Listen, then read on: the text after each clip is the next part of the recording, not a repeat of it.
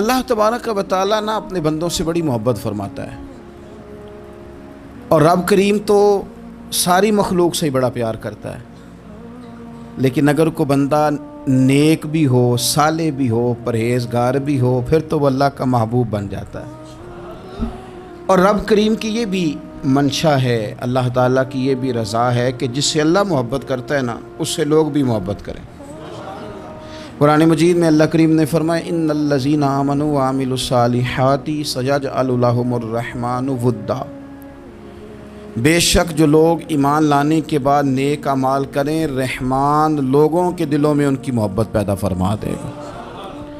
صحیح بخاری اور صحیح مسلم میں حدیث ہے، نبی پاک علیہ السلام فرماتے ہیں جب اللہ تعالیٰ کسی بندے سے محبت کرتا ہے تو حضرت جبریل امین علیہ السلام کو بلاتا ہے، اور بلا کر کے فرماتا ہے جبریل میں فلاں آدمی سے محبت کرتا ہوں، آسمان دنیا پہ اعلان کر دو کہ سارے لوگ اس سے محبت کریں۔ اور پھر فرماتے ہیں کہ اے جبریل امین علیہ السلام آپ دنیا میں لوگوں کے دلوں میں یہ بات ڈال دیں کہ اللہ فلاں آدمی اس سے پیار کرتا ہے، لہذا سارے اس سے محبت کرو۔ صالحین کا پیار دین کا بہت بڑا حسن ہے۔ بخاری میں، مسلم میں، کتب احادیث میں ایک پورا باب ہے کہ کسی سے محبت کرو تو اللہ کی رضا کے لیے، اور کسی سے بغض رکھو تو اللہ کی رضا، پورا باب ہے، ایک دو حدیث نہیں۔ اب ہوتا یہ ہے کہ ہمارے زمانے میں کچھ لوگ تو بیچارے ویسے ہی بڑے بعض چیزوں سے آوازان ہیں، ان کی طبیعتیں ویسے ہی بڑی تلخ ہیں، بڑی ترش ہیں، وہ ویسے ہی ذرا دنیا سے ہٹ کے چلنا چاہتے ہیں، ان کا مزاج ہے۔ وہ کیا کرتے ہیں کہ وہ بدگمانیاں پیدا کرنا، سوسائٹی کے اندر بری سوچوں کا فروغ دینا اپنے لیے وہ ضروری سمجھتے ہیں اور اپنی ذمہ داری سمجھتے ہیں۔ میں اکثر یہ مثال دیا کرتا ہوں کہ محبت بھی اگر ہم پیدا کرنا چاہیں تو پیدا ہو سکتی ہے، اور کسی کی عداوت پیدا کرنا چاہیں تو وہ کام بھی ہو جاتا ہے۔ بہو جانا چاہ رہی تھی میکے، اس نے اپنے شوہر سے یا اپنی ساس سے کہا کہ مجھے گھر جانا ہے۔ تو اب ایک پہلو تو یہ ہے کہ وہ شام کو بیٹا گھر آیا تو اماں کہتی ہے کہ پتر دیکھ، بیٹا نہیں چاہ رہا تھا کہ وہ جائے، تو اماں اس کی ذہن سازی کرتی ہے، کہتی بیٹا دیکھ تو ہر وقت اپنی ماں کے پاس رہتا ہے، باپ کے پاس رہتا ہے، بہن بھائیوں کے پاس رہتا ہے، تو بیچاری اگر 6 ماہ کے بعد 3 ماہ کے بعد تقاضا کرتی ہے تو اس کا بھی تو دل کرتا ہے نا اپنے ماں باپ سے ملنے۔ اب بچہ نرم ہوتا ہے، وہ شوق سے گاڑی نکالتا ہے، شوق سے چھوڑنے جاتا ہے، اس کے دل میں محبت فروغ پکڑ گئی۔ ایک پہلو یہ ہے کہ اس نے مطالبہ کیا بہو نے کہ مجھے جانا ہے میکے، تو ساس صاحبہ نے شام کو اپنے بیٹے سے کہا کہ کوئی طریقہ تو نہیں نا روز جانے کا، اور جب یہ وہاں سے ہو کے آتی ہے تو اس کا لہجہ ٹھیک نہیں رہتا، پھر یہ اس کو غلط مشورے ملتے ہیں، تو پہلے تو وہ صاحب ویسے لڑائی شروع کر دیں گے کہ جانا ہی نہیں، اور جب بات بڑھے گی تو وہ جائیں گے تو ساتھ یہ کہیں گے کہ جاؤں گا ضرور پر دروازے پہ چھوڑ کے آ جاؤں گا، میں نے اندر کیوں کہ یہ بھی کسی نے پیچھے سے اس کو بھرا ہے۔ آپ کسی بندے کے بارے میں بھی، کسی کے بارے میں بھی، ہمارے تمام جگہوں پہ اسی طرح ہی ہوتا ہے، دوستوں کی محفل ہو، تنظیمیں ہوں، ہمارے دفاتر ہوں، سب جگہ کچھ لوگ باقاعدہ کام کرتے ہیں نفرتیں بھرنے کا، اور فلانا تم نے دیکھا کیا کر رہا تھا، ذہن بناتے ہیں، بندہ اس سے الرجی کھانے لگتا ہے، نفرت کرتا ہے، کچھ ذہن بناتے ہیں یار کتنا بھلا آدمی ہے، دیکھو کتنے وقت پہ آتا ہے، بیچارہ گھر میں اس کے کوئی اور ہے بھی نہیں، پھر بھی چھٹی نہیں کرتا، وقت پہ آتا ہے۔ تو یہ ذہن سازی نفرتوں کے بھی لوگ کرتے ہیں، محبتوں کی بھی۔ ایک مثال اور دے دوں چھوٹی سی، ایک مکھی وہ ہے کہ آپ کا پورا وجود موجود ہے، پر وہ وہاں بیٹھے گی جہاں پیپ ہے جسم میں، باقی کسی جگہ نہیں بیٹھے، اس کا مزاج ہے غلاظت والی جگہ پہ بیٹھ، مزاج ہے، اس نے ڈھونڈ کے ہی کسی غلط بات پہ ساتھ ہی غلط طبیعت ہے اس کی، مانتے نہیں بہت سے لوگ، پر غیبت کے قائل ہوتے ہیں، ذہن میں فطور ہوتا ہے، بیٹھنا ہی غلط جگہ پہ، حالانکہ باقی سارا جسم موجود ہے، پیپ والی جگہ پہ، ریشے والی جگہ پہ، زخم والی جگہ پہ بیٹھنا ہے، اور وہاں سے اٹھ کے جب کہیں اور بیٹھنا ہے تو وہاں بیماری پھیلانی۔ ایک مکھی وہ بھی ہے جو ڈھونڈتی ہے سارا زمانہ پر بیٹھتی پھول پہ ہے، اور جب وہ پھول پر بیٹھ کر اپنے گھونسلے میں جا کے بیٹھتی ہے تو پتہ ہے وہاں کیا پیدا ہوتا ہے؟ شہد پیدا ہوتا ہے، اور شہد وہ ہے جو شفا دیتا ہے۔ آج کچھ لوگوں نے پراپوگیٹ کر دی چیزیں، ولی کیا ہوتے ہیں، درویش کیا ہوتے ہیں، صوفی کیا ہوتے ہیں، قرآن پاک پڑھو، نماز پڑھو، عبادت کرو، ختم ہو گئی بات۔ او خدا کے بندو سمجھو، یہ ولی تھے جن کو صحابہ کہا جاتا ہے، ولی ہی تھے جن کو اہل بیت کہا جاتا ہے۔ قرآن پاک کے دفاع کے لیے، احادیث کی حرمت کے لیے، دین کی تبلیغ کے لیے جو میدانوں میں نکلا کرتے تھے انہیں ولی کہا جاتا تھا۔ ولی کا معنی اللہ کا دوست، ان سے پیار کرنا، ان کے لیے اپنے دل میں جذبات رکھنا۔ بخاری مسلم میں حدیث ہے، نبی پاک علیہ السلام نے فرمایا جو دو لوگ رب کی رضا کے لیے آپس میں پیار کریں، جو اللہ کی رضا کے لیے آپس میں پیار کریں، اللہ ان دونوں سے محبت فرماتا ہے۔ آپ غور کریں، اللہ کے نیک بندوں کا پیار۔ داتا گنج بخش علی حجویری رحمت اللہ علیہ نے کشف المعجوب شریف میں لکھا ہے، خواجہ حسن بصری کا قول۔ خواجہ حسن بصری تابعی ہیں، حضرت مولا علی شیر خدا کرم اللہ تعالی وجہہ الکریم کے شاگرد ہیں، فیض یاب ہونے والے ہیں صحابہ سے، بڑی باریک بات کرتے ہیں۔ فرماتے ہیں برے لوگوں کی صحبت میں نہ بیٹھنا، برے لوگوں کی باتیں نہ سننا۔ اگر تم برے لوگوں کی صحبت میں بیٹھو گے، برے لوگوں کی باتیں سنو گے تو وہ تمہیں اچھے لوگوں سے بدگمان کر دیں گے۔ تمہاری فکر میں، تمہارے ذہن میں وہ اچھے لوگوں کے خلاف چیزیں بھر دیں گے۔ برے لوگوں کی صحبت اچھے لوگوں سے بندے کو دور کر دیتی ہے۔ تو بھائی اچھے لوگوں کی صحبت میں آئیں گے آپ تو اچھے لوگوں کے بارے میں آپ کی ذہن سازی ہوگی۔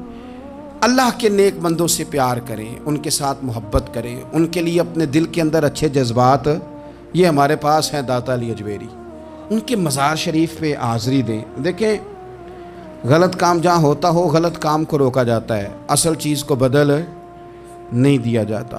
داتا صاحب محسن ہیں اس امت کے، اور ڈاکٹر اقبال نے کہا سید حجویر مخدوم امم۔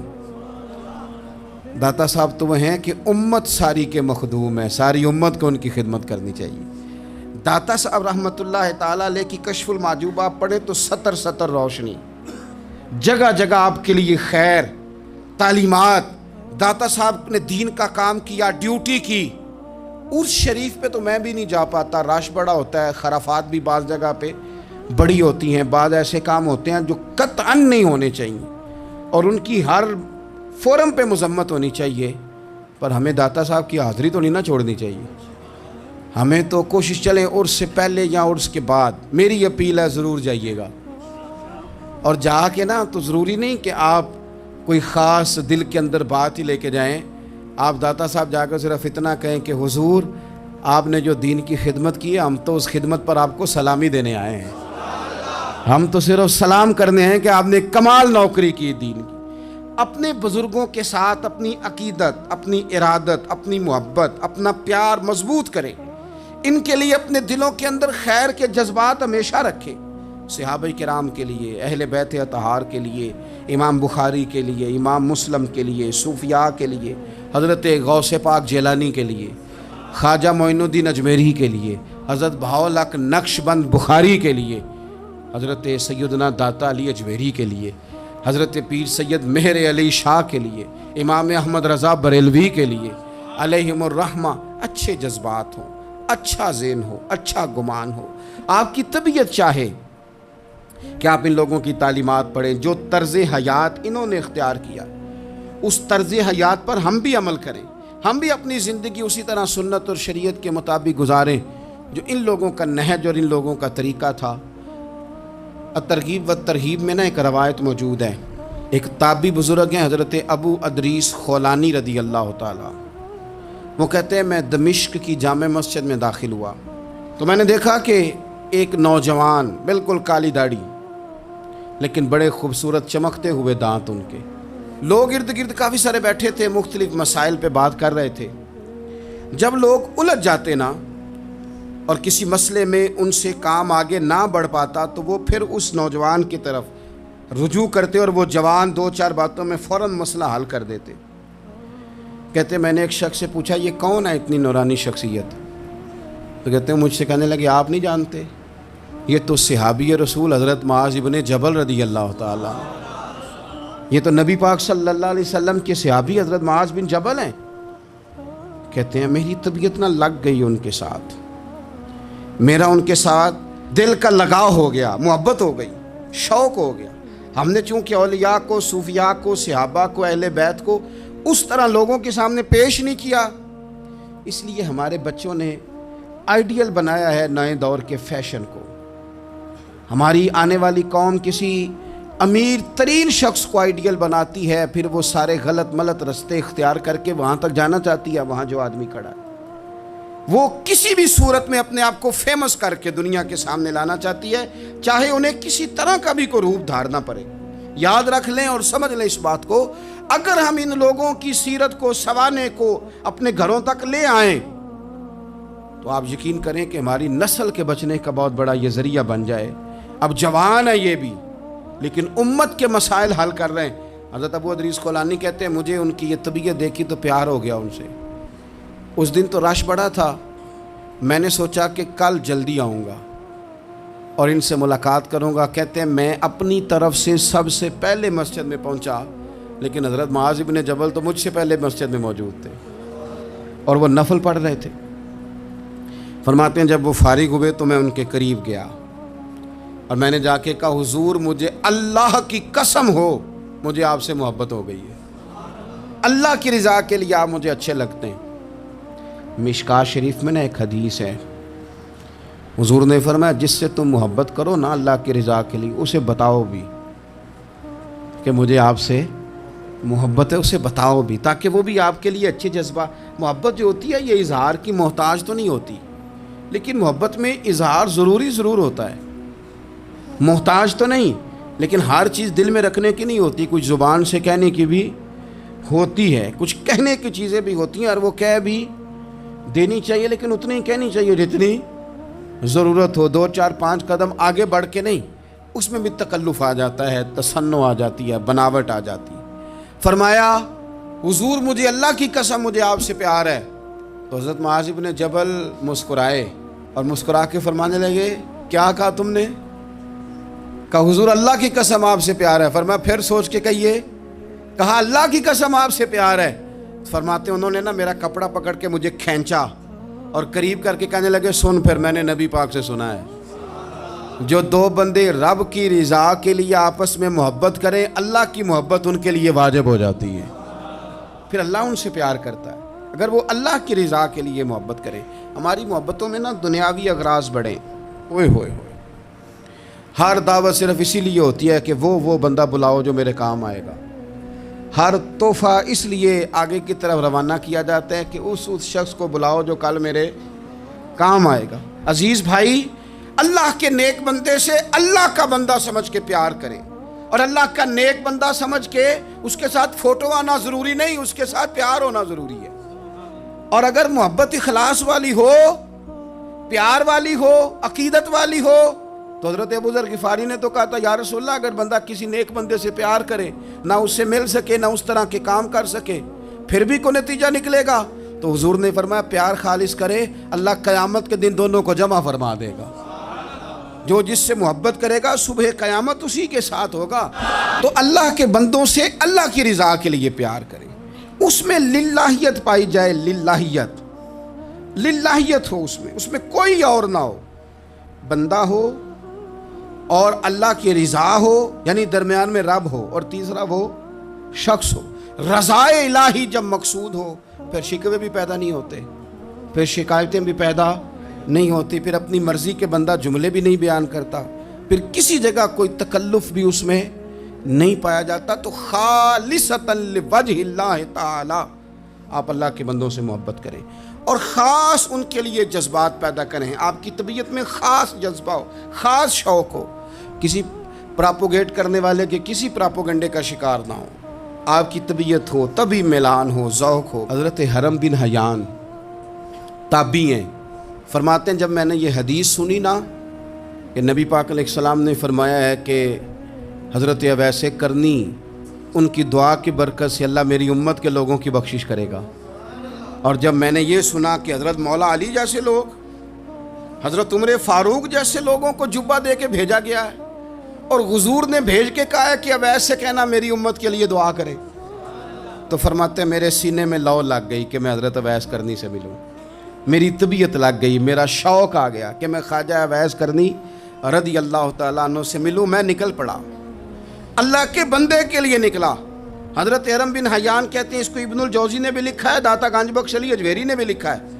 کہتے ہیں میں ڈھونڈنے لگا حضرت اویس کرنی کو، بڑے شہروں میں گیا پر وہ ملے نہیں. داتا صاحب کہتے ہیں وہ حال والے آدمی تھے، ان پر بھی حال تاری رہتا تھا. اسی کسے دے کچھ نہیں جے لگ دے تے نہ کوئی ساڈا دردی، وہ بھی اپنی کیفیت میں رہتے تھے. داتا صاحب نے لکھا ہے جب دنیا ہستی تھی تو حضرت اویس کرنی رویا کرتے تھے، جب لوگ روتے تھے تو وہ ہنستے تھے.